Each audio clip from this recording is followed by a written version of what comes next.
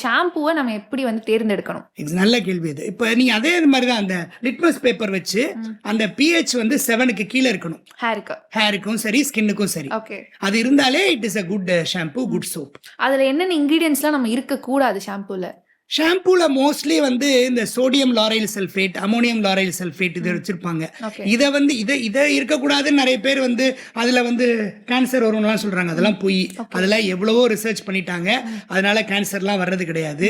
இவங்க sodium lauryl sulphate SLS ஃப்ரீன்னு போட்டு கொடுக்குற ஆர்கானிக் ஷாம்புலையும் SLS இருக்கு. ஓகே.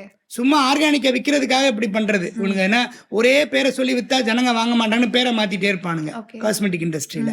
அதனால பண்ற ஃப்ராடு. அப்படிலாம் ஒண்ணுமே கிடையாது.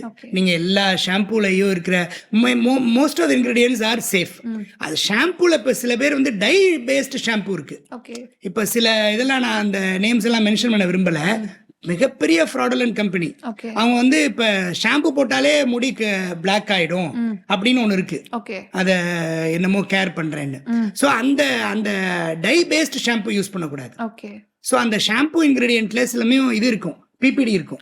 ஹேர் டைல இருக்கக்கூடிய PPD ஷாம்புலையும் இருக்கும். அது இருந்துச்சுன்னா யூஸ் பண்ணக்கூடாது.